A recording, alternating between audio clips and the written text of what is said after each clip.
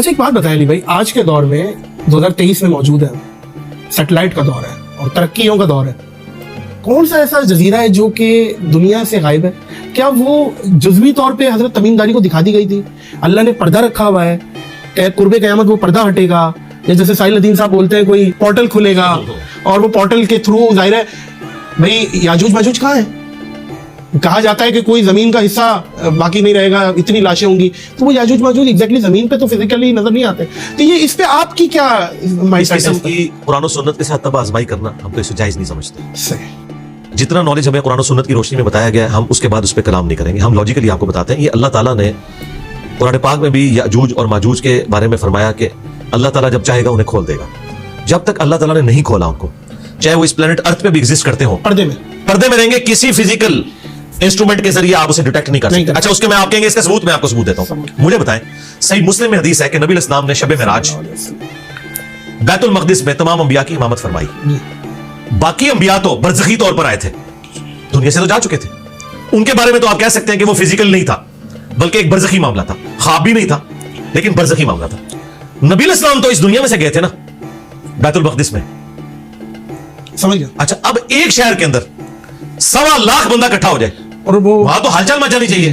یوروشلم میں تو چند سینکڑوں کی آبادی تھی, 1.25 لاکھ بندہ کہاں تھا؟ اس مسجد میں 1.25 لاکھ بندہ آ سکتا تھا؟ مجھے بتائیں, آج بھی نہیں آتا. ہاں یہ مولڈ ہے, برزخی مولڈ ہے. ٹھیک ہے, اب یہ اللہ تعالیٰ کے پردے ہیں, خدا کے لیے انہیں فزیکل ان پردوں سے نہ, یہ نہیں آپ کہیں گے کہ میں قبر کے اندر کیمرہ لگا لوں تو مجھے جو ہے وہ منکر نکیر نظر آئے, ایسا نہیں ہوگا. وہ اس فزیکل ورلڈ سے تعلق نہیں رکھتی. یہ علم غیب سے متعلقہ چیزیں ہیں, اور علم غیب کا جو معاملہ ہے یہ نبی علیہ السلام کے بتانے پر ہم نے اس پہ عقیدہ رکھا ہے. اللہ تعالیٰ اپنے پیغمبروں کو علم غیب دیتا ہے اور وہ اس کی خبر امت تک پہنچاتے ہیں. علم غیب کا تعلق صرف پیغمبر تک ہے. بے شک بے شک. اچھا یہ بتائیے گا کہ جب دجال آ گیا, یاجوج ماجوج آ گئے, ساری چیزیں, اس زمانے میں ٹیکنالوجی اٹھ چکی ہے, ٹیکنالوجی کسی بھی طریقے سے ختم ہوئی ہے, تباہ ہوئی ہے. جو اٹامک بمز ہیں, گنز ہیں, جو بھی عام سب ختم ہو گیا. واپس ہم تلواروں پہ آ جائیں گے. یہ روایتیں ملتی ہیں کہ واپس تلواروں پہ. دیکھیں احادیث کے الفاظ سے یوں لگتا ہے کہ جیسے ان کے ٹیکنالوجی ختم ہو جو ہے وہ آپ 7 سال تک مسلمان جلائیں گے. مے بی ایسا ہو, مے ناٹ بی. اگر ملک ایٹم بم مار دے دنیا میں ٹیکنالوجی ختم. دیکھیں نہیں اتنی جلدی سیٹلائٹ ختم. اچھا اور جو لوگ کہتے ہیں ٹیکنالوجی ختم ہو جائے گی, یہ ان کی کیا اثر آئی ہے؟ May be may not be. اس کی وجہ یہ کہ آپ دیکھیں ہمارے پاس تو اس کے اپوزٹ دلائل بھی موجود ہیں. مثلا صحیح مسلم میں حدیث ہے, نبی علیہ السلام نے فرمایا کہ قرب قیامت میں جب دجال آئے گا نا تو پہلا دن 1 سال کا ہوگا, دوسرا 1 مہینے کا, تیسرا 1 ہفتے کا, اور چوتھا نارمل, اور پھر نارمل دن شروع ہو جائیں گے. صحابہ کرام نے کہا جب 1 سال کا 1 دن ہوگا تو ہم نمازوں کا کیا کریں گے؟ آپ نے فرمایا تم اندازہ مقرر کر لینا. اب مجھے بتائیں گھڑی بننے سے پہلے کیا کوئی 1 سال کی نمازوں کا اندازہ مقرر کر سکتا تھا؟